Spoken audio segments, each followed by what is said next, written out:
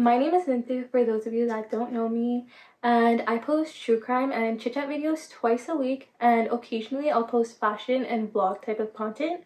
So if that's the type of content you're into, make sure to hit that bell button so that you stay notified every time that I post. Today is an exciting day. It's actually my first chit chat video. So yeah, let's just get straight into it.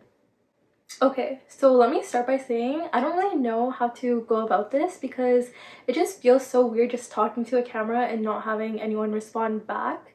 So make sure you use the comment section to respond to anything you disagree with or agree with, or just message me personally so we can have like a heart-to-heart conversation, because I don't know, I just want to feel like I'm talking to someone, but I guess it's easier when there's someone else here to talk with you, but I have no one to add some input, so you're just gonna get a lot of me. But yeah, we'll see how this goes. Okay, so today I decided to talk about relationships and red flags and just some advice that I think is useful for everyone. But just keep in mind that this is a girl who's been single for a hot minute, so if you think that it's just gonna be a bunch of BS, then just keep going on with your day. But I genuinely think this could be useful for people who are willing to listen. So yeah, let me just get straight into it. Okay, so I actually want to start off by talking about this TikTok that was on my For You page a while ago, but it's been engraved in my head ever since.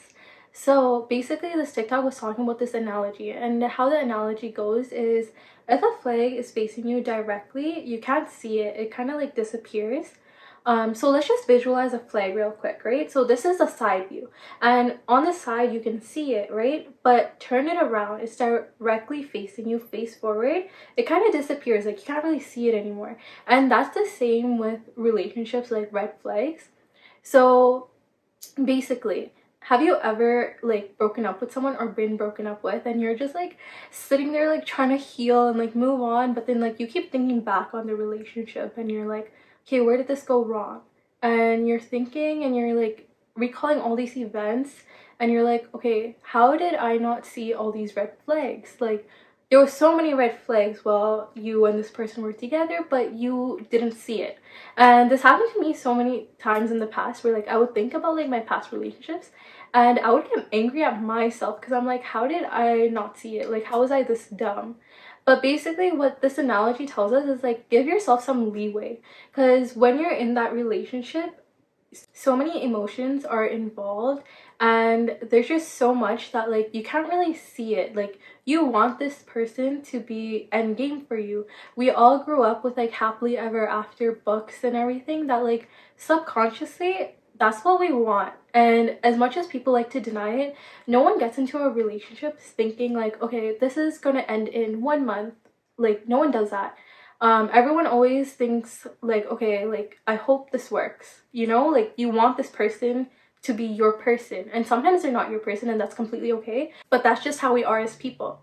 So basically, just give yourself some leeway and don't be so like hard on yourself when you realize that there was all these red flags that you kind of ignored.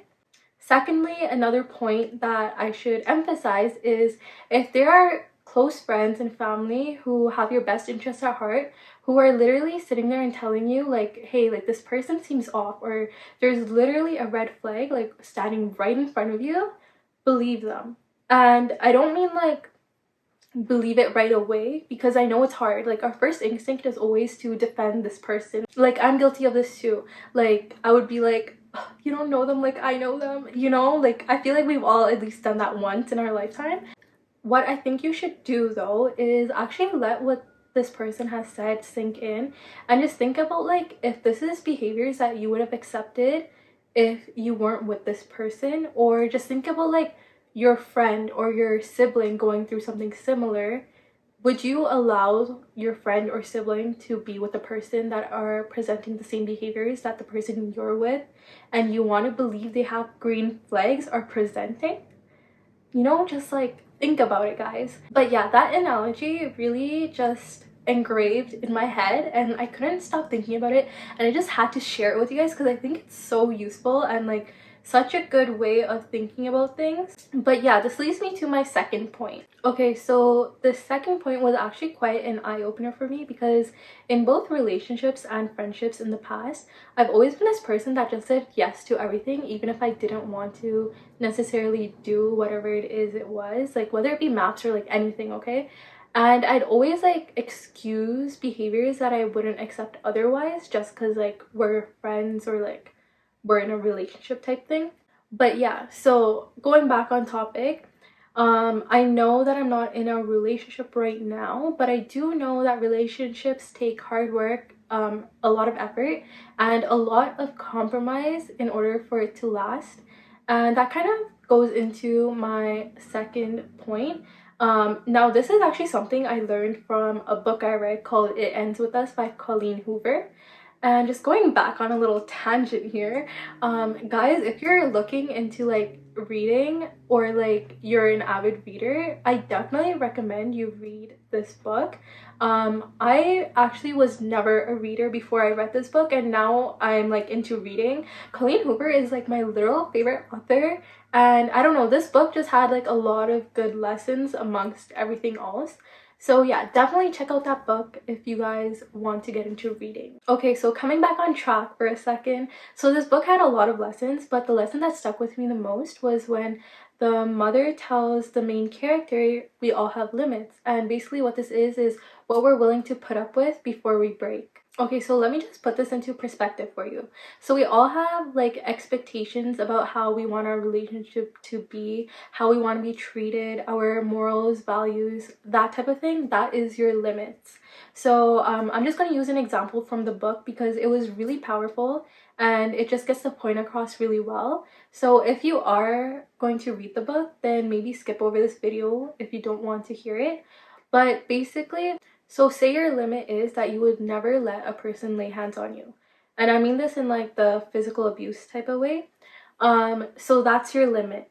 So say you're with this person and you've been with them for a couple of years, like you guys have established a lot, and like you just think this is the person you're going to spend the rest of your life with, okay? And like say this person gets really angry with you one day and ends up beating you up really bad.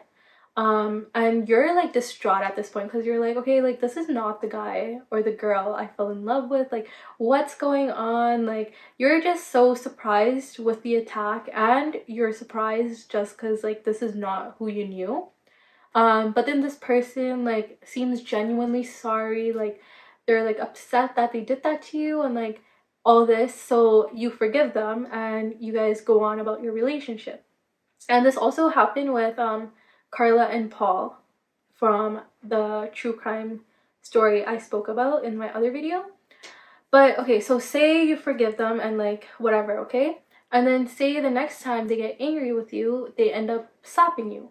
So instead of your head going back to your limits and saying, okay, like this is not acceptable, I'm going to leave, your head is going to say, well, at least they didn't beat me this time. So basically this starts a whole new cycle of like your limit going further and further away from your original limit, and that's basically what she means by this. Now the reason I think that this is so important to realize is because yes, compromise is a huge part of relationships, but you need to make sure you're not compromising your morals, values, and your limits, because those three things is what makes you you. And when you compromise those, you're literally just getting further and further away from yourself and your beliefs. Now, before I end off, I just want to say, do not let anyone tell you your limit is too much or too little.